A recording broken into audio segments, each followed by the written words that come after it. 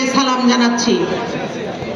আজকে আমরা অত্যন্ত দুঃখ ভারাক্রান্ত মন নিয়ে আপনাদের মাঝে উপস্থিত হয়েছি।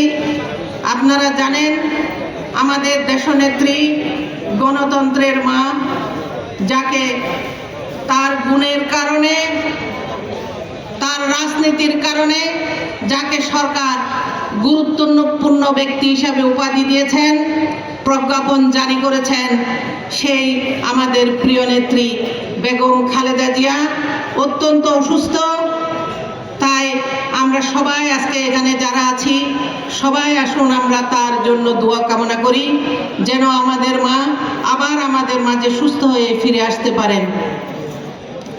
প্রিয় সমাবেশ, আজকের এই দিনটার জন্য আপনাদের সাথে নিয়ে আমরা 15 বছর যুদ্ধ করেছি।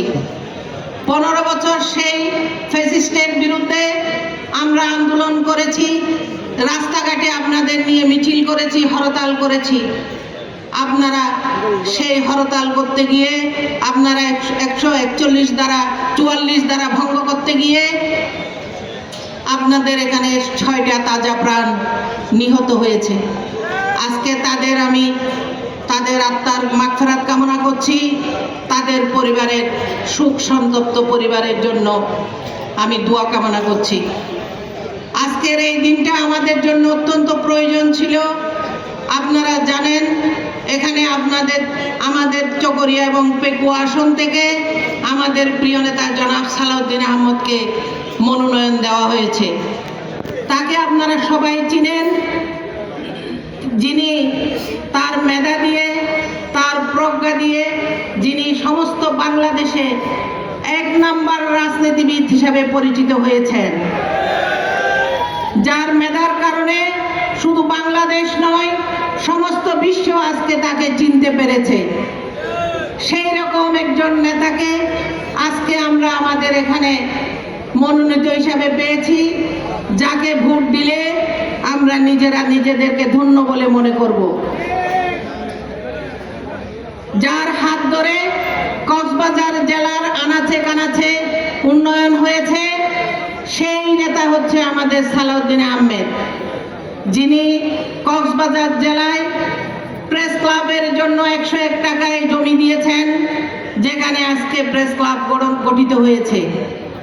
যিনি কক্সবাজার পৌরসভায় 101 টাকায় জমি দিয়েছেন, যেখানে কক্সবাজার পৌরসভার ভবন হয়েছে এবং তিনি সেটার ভিত্তিপ্রস্তর স্থাপন করেছেন।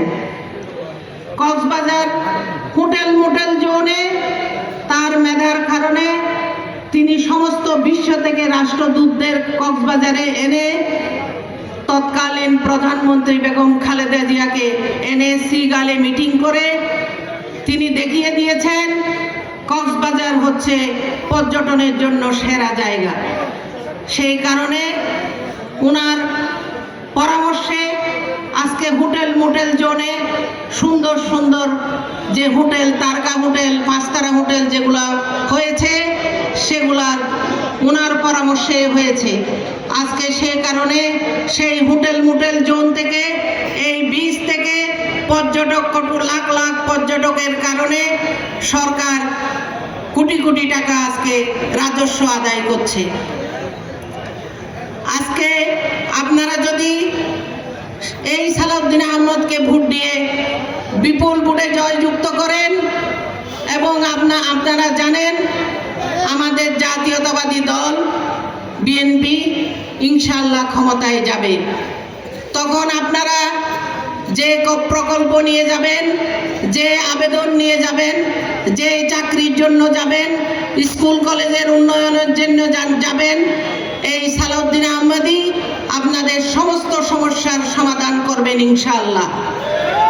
উনি একমাত্র যোগ্য ব্যক্তি, যিনি সবার আবেদন, সবার আবদার যিনি রাখতে পারবেন, যিনি কাজ করার ক্ষমতা রাখেন, যিনি সরকারের থেকে কোটি টাকা এনে কক্সবাজার জেলাকে সুন্দর করে দিতে পারবেন, তিনি হচ্ছে আমাদের এই সালাউদ্দিন আহমেদ।